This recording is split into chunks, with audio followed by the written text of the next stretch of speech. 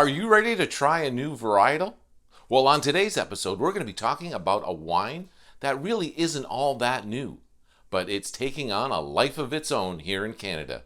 We're going to be talking about that and so much more on this episode of The Average Wine Enthusiast.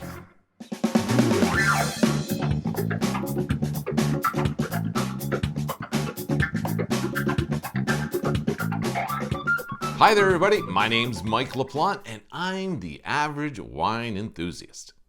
On this episode, I want to talk to you about a specific grape varietal, and that varietal is Gamay.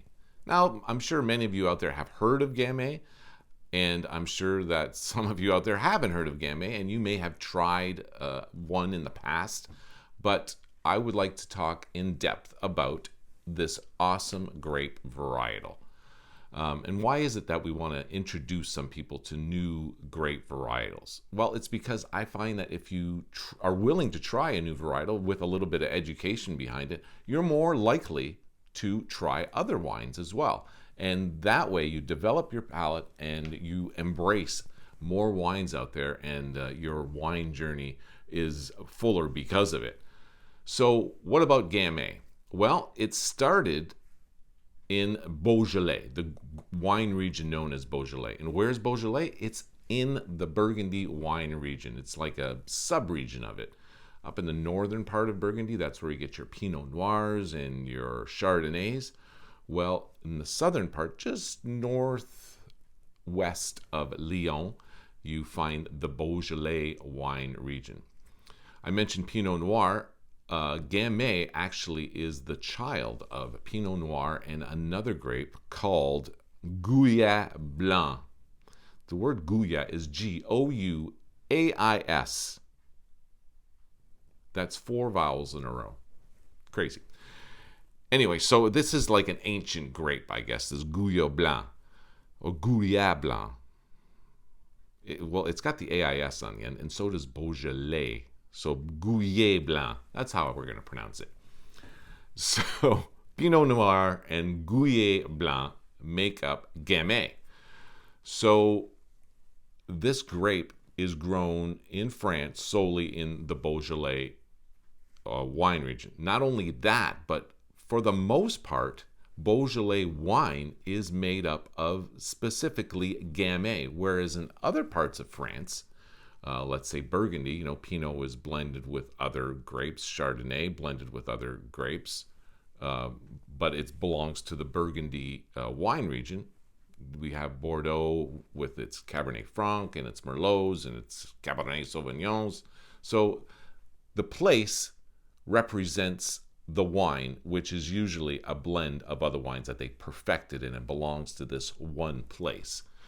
Beaujolais has places as well, but it doesn't necessarily, it definitely doesn't represent a very specific blend of grapes. What it represents is where in Beaujolais it is grown.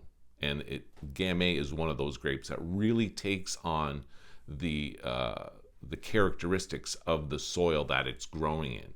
And Beaujolais kind of has, the whole region covers a wide gamut of types of soils where it is grown.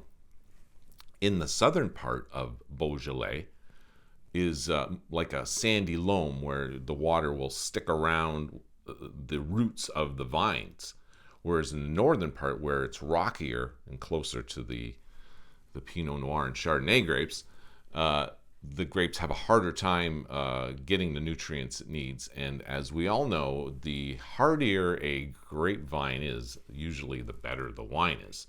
So the not so great Beaujolais are in the south of Beaujolais, and the better ones are in the north. That's a generalization, big time, but I'll get into the actual distinctions, the designations of Beaujolais. So like many areas in France, Beaujolais has an AOP. That's the general. That's generic Beaujolais, let's call it. And when I say Beaujolais, it's all the same grape variety. It's all Gamay. So Beaujolais AOP is general for mass consumption Gamay or Beaujolais, however you want to categorize that. Then there is Beaujolais Village, which they have that same designation in the southern Rhone. And those wines are a step above the Beaujolais AOP.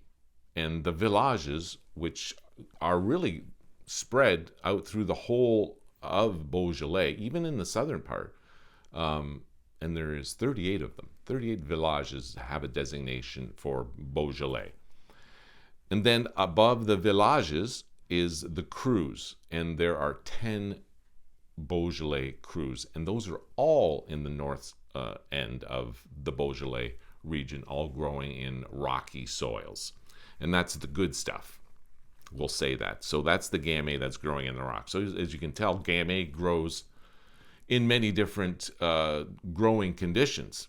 It also is known as a cool climate grape, much like Chardonnay and Pinot. That's probably why it's part of the Burgundy wine region as a whole. So Gamay is the same, and that's another reason why it grows good in the country I'm in, which is Canada, but we'll get to that in a minute. So a lot of you folks may know Beaujolais by the name of Beaujolais Nouveau, which is a totally different thing. Well, not totally different, but it's not widely marketed anymore. It did have its heyday, I want to say, in the 70s and 80s, when Beaujolais Nouveau was I want to call it a craze. It's almost like a fad in the wine industry, which the wine industry does go through that every once in a while.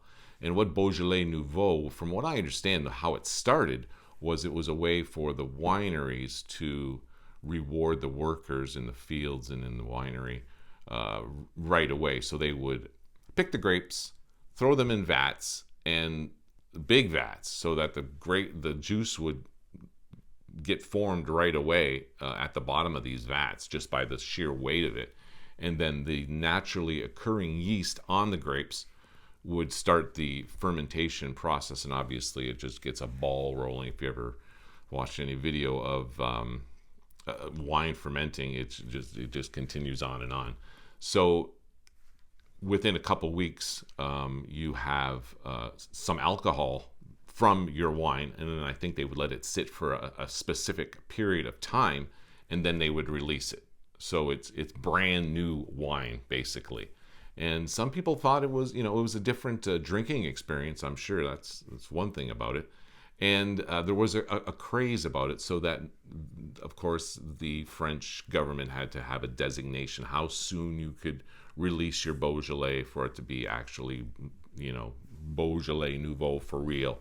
And that date kind of fluctuated around, but since the craze has kind of died down, and Beaujolais Nouveau isn't all that, it isn't a big seller anymore as in terms of what it was in the 70s and 80s. I think the date is November 15th. So they could pick the Gamay grapes in September, and then by November 15th, it's in the bottle, ready to go. And I guess it's still a deal where that on November 15th that they are allowed to ship the wine out, and then it just goes out all over the world, and people can get their fresh bottle of wine. So that's the Beaujolais Nouveau thing. I've tried it, and it's definitely not my cup of tea. It's not even my cup of wine. So there's your Beaujolais Nouveau lowdown. Now Gamay originated in Beaujolais, but there's other parts of the world that have taken it on to itself, and one of those countries is Canada, where I live. And there is Gamay growing around me here, not in my yard, but up in Niagara they grow Gamay. And I know they do also grow Gamay in parts of the Okanagan Valley. And in other parts of BC, now that I think about it, because much of the Okanagan Valley is hot during the summer. So where else do they grow it? New Zealand is another place. I want to say Chile is also a place that produces a good amount of Gamay. But New Zealand and Canada are like, that's where probably outside of Beaujolais is where most of the Gamay is grown. And that's a good thing, because Gamay, what is Gamay in terms of its flavor profile? Well, we're going to get into that in the second part of the Gamay Show, where I'll be drinking 3 different versions of Gamay. We got a cheap, low down, dirty, not even a vintage Beaujolais, and then we have a Beaujolais Cru, and then we're going to drink some Canadian Gamay. All that coming up on part 2 of the Average Wine Enthusiast show. If you're not going to tune in for that and you just wanted the education, I want to thank you for watching this show. Turn your friends on to it. Also, I'd like to thank the Big Organ Trio for letting me use their music in the show. And if you're not subscribed, please do so. Do that right now. Subscribe to the show right now.